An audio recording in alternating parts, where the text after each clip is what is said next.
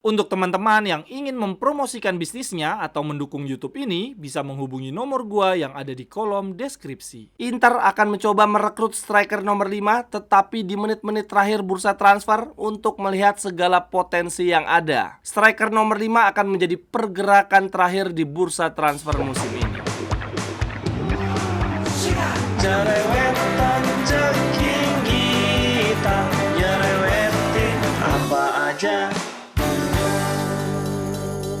Teman-teman yang sedang kalian saksikan saat ini adalah Cerewetin Inter. Apa kabar teman-teman semua? Semoga dalam keadaan sehat.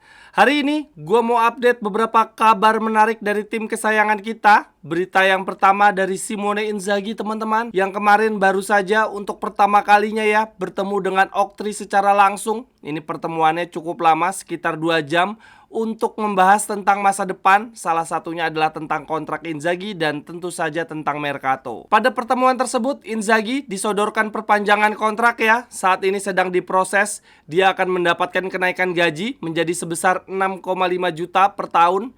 Berarti ini dengan asumsi Allegri pergi dari Juventus ya. Berarti Simone Inzaghi akan menjadi pelatih termahal di Serie A. Akan tetapi ada asumsi yang kedua, kalau Conte akhirnya berlabuh ke Napoli, sudah jelas lah pasti bukan Inzaghi yang akan menjadi pelatih termahal di Serie A. Lalu kemudian terkait Mercato musim depan, Inzaghi secara khusus memiliki 3 keinginan teman-teman, memiliki 3 request. Keinginan Inzaghi yang pertama, dia tidak mau pondasi utama ya, pilar utama skuadnya musim ini dipretelin. Sepertinya Inzaghi kapok selama 3 tahun dia di Inter. Setiap musimnya ada aja pemain utama, pemain andalan yang dipretelin, dan dia tidak ingin kejadian itu terulang di musim ini. Lalu kemudian permintaan Inzaghi yang kedua adalah pemain di sektor depan. Inzaghi secara khusus mengatakan bahwa ingin penyerang yang bisa dribble dan buka ruang, dan satu nama yang menjadi target utama jelas sekali adalah Gudmundsson. Lalu kemudian permintaan yang terakhir dari Inzaghi, permintaan yang ketiga adalah kalau Dumfries sampai dijual terpaksa harus dilepas, maka Inzaghi menginginkan pengganti secepat mungkin. Itu ya teman-teman, 3 permintaan Inzaghi yang disetujui, diiyain oleh manajemen. Lalu selebihnya terjadi juga beberapa kesepakatan yang saling menyesuaikan ya, antara keinginan Inzaghi dan kemampuan finansial tentu saja dari Inter. Kesepakatan yang dicapai antara lain, di musim depan, Inter dipastikan akan mencari kiper muda untuk menjadi cadangan Sommer di musim ini, tetapi dengan proyeksi menjadi kiper utama di musim berikutnya.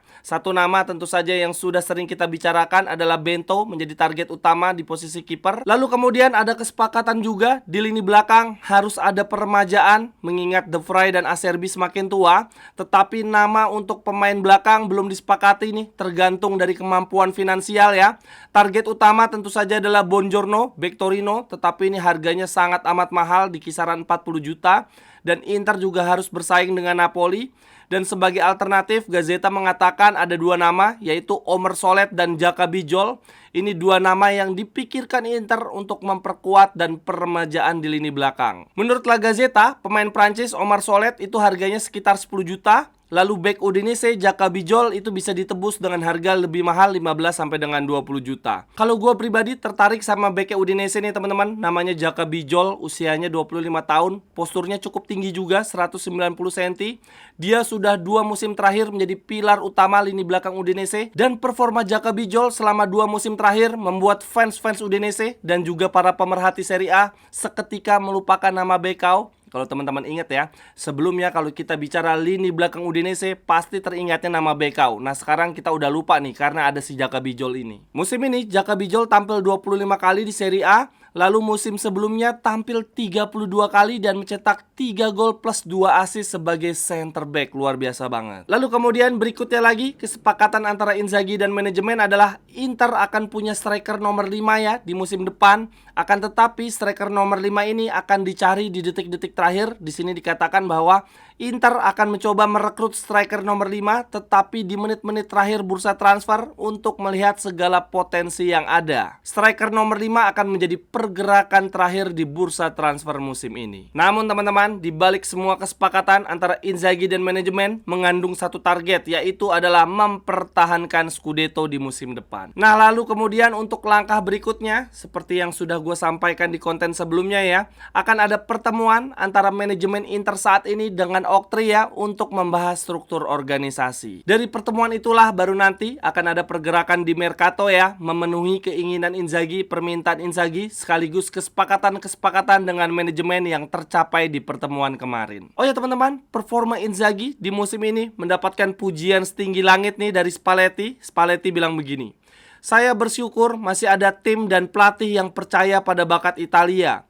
Memiliki 6 pemain di tim nasional yang berasal dari klub yang sama adalah hal yang besar bagi kami. Ini sangat mempermudah chemistry dalam tim." Ini berarti siapa aja sih 6 pemain Inter yang ada di tim nasional Italia? Ada Acerbi, Bastoni, Darmian, Di Marco, Barella, satu lagi siapa? Oh ya, Fratesi. Lalu kemudian berita berikutnya teman-teman, terkait pemain yang sedang diincar Inter nih untuk musim depan. Ini ada hal menarik dari Gudmundsson. Baru-baru ini dia diwawancara oleh media dengan mengenakan jersey dari Genoa. Dia malah banyak membahas tentang Inter teman-teman.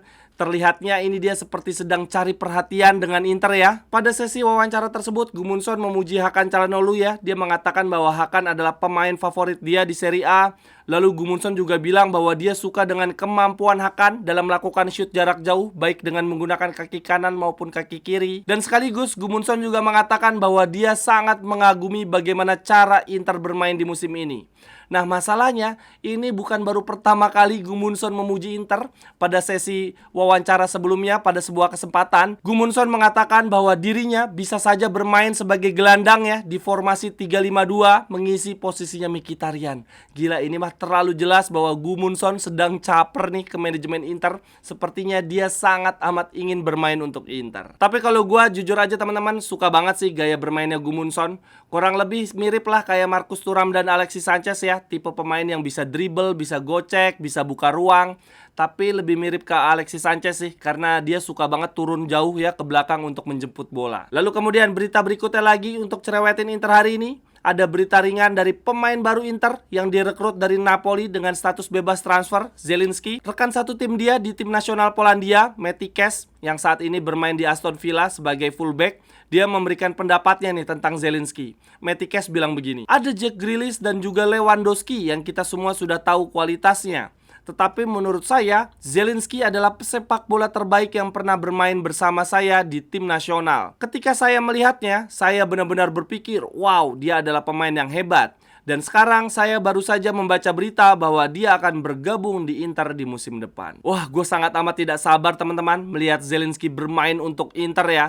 Kalau tadi Gudmundsson sempat bilang bahwa dia siap bermain sebagai gelandang di formasi 3-5-2 mengisi posisi Mkhitaryan, kalau menurut gua udah pasti nggak mungkin lah. Untuk posisi Mkhitaryan di musim depan rasa-rasanya sudah pasti akan diambil alih oleh Zielinski ya. Dan tentu saja ini adalah kabar baik tersendiri bagi Mkhitaryan. Dia punya waktu istirahat lebih banyak, punya waktu untuk rotasi. Nggak tega juga musim depan usia dia 84 tahun kan, berarti kita jangan sampailah mengeksploitasi pemain lanjut usia. Dan menurut gua teman-teman, Zielinski ini untuk skillnya adalah Mkhitaryan plus ya. Sama-sama bisa dribble, sama-sama kaki kanan dan kaki kirinya hidup. Tetapi yang membedakan adalah Zielinski punya tendangan jarak jauh yang kayak roket. Ini hal yang tidak dimiliki Mkhitaryan. Lalu dalam hal finishing, Zielinski juga jauh lebih baik. Cuma yang gue belum tahu nih, apakah Zielinski memiliki 3 kekuatan utama dari Mkhitaryan ya. 3 kekuatan utama yang sangat amat membantu Inter musim ini. Yaitu yang pertama adalah IQ sepak bola. Lalu yang kedua adalah stamina. Staminanya Mkhitaryan luar biasa. Dan kemudian yang ketiga adalah keseimbangan dalam menyerang dan juga bertahan. Nah, 3 hal inilah yang gue belum tahu nih, apakah Zielinski punya atau enggak. Akan tetapi teman-teman, sayangnya untuk performa Zielinski di musim ini tidak begitu bagus ya. Bahkan menurut gue turun jauh dibandingkan musim sebelumnya. Di musim ini Zielinski cuma mencetak 4 gol 3 assist di semua kompetisi, dikit banget. Padahal sebelumnya ketika Napoli juara, Zielinski mampu mengemas 7 gol 11 assist. Dan bahkan di musim sebelumnya lagi, Zielinski mampu mencetak 10 gol 12 assist. Ya, semoga di musim depan bersama Inter dia bisa kembali ke performa terbaiknya. Syukur-syukur jauh lebih baik lagi. karena biasanya Inzaghi paling jagonya nih memaksimalkan kemampuan seorang pemain. Akan tetapi teman-teman, sayangnya nih ya, gue lihat-lihat dua pemain yang sudah didatangkan secara resmi oleh Inter dengan status bebas transfer, yaitu Zielinski Taremi, keduanya tidak tampil baik di musim ini, setidaknya turun sangat amat jauh dibandingkan musim sebelumnya. Untuk Taremi sendiri, jumlah gol dan asisnya turun sangat amat jauh dibandingkan musim sebelumnya.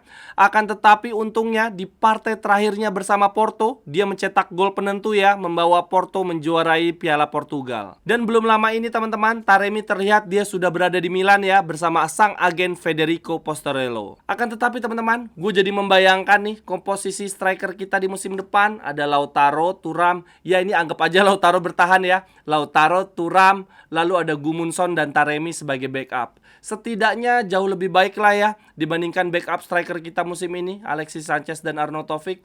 Lalu kemudian kita juga masih mencari striker nomor 5. Kayaknya sih ini bakal Pinamonti sih menurut gua. Teman-teman yang ingin membeli jersey atau pernak-pernik sepak bola lainnya, linknya ada di kolom deskripsi ya. Terima kasih. Lalu kemudian berita berikutnya lagi untuk cerewetin Inter hari ini ada dari Christian Cifu teman-teman. Ini gue cukup tertarik ya melihat perkembangan karir kepelatihan Cifu. Apakah dia nanti akan sebaik Mota atau enggak? Jujur gue pengen mantau nih perkembangannya Cifu. Nah di konten kemarin gue mengatakan bahwa Cifu kemungkinan besar akan berlabuh di Ajax Amsterdam ya sebagai asisten pelatih. Nah ini baru aja ada berita baru teman-teman terkait Christian Cifu. Di sini dikatakan bahwa Cifu juga mendapatkan tawaran menjadi pelatih utama Pescara. Nah kalau teman-teman jadi Christian Cifu, teman-teman akan pilih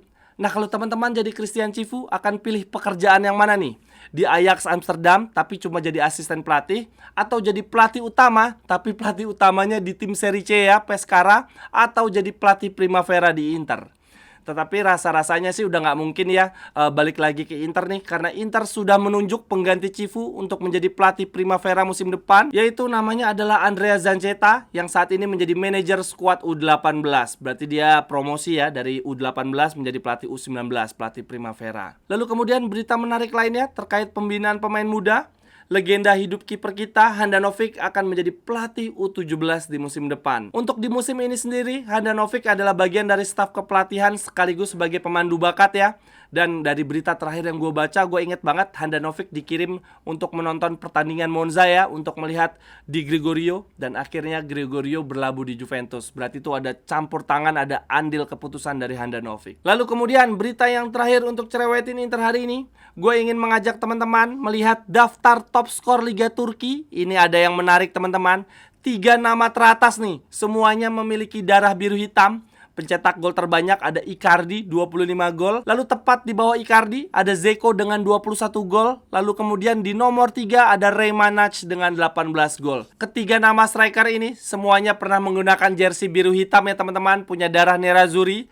Dan bahkan sebetulnya di peringkat 4 top skor ada pemain biru hitam lainnya, yaitu Mame Thiam. Ini adalah jebolan Akademi Inter dengan 17 gol. Lalu kemudian di peringkat 5 baru deh nih ada darah merah hitam dengan jumlah gol yang sama sebetulnya dengan Thiam, 17 gol, yaitu ada Piatek. Ini apa striker nomor 5 kita di musim depan kita ambil dari Liga Turki aja kali ya. Icardi kayaknya masih bagus, atau kita ambil Dzeko aja malah. Sekian dulu untuk cerewetan Inter hari ini teman-teman. Silahkan tuliskan pendapat teman-teman di kolom komentar. Sampai ketemu di cerewetan-cerewetan berikutnya. Bye-bye, thank you. Cerewetan ceking kita, nyerewetin apa aja.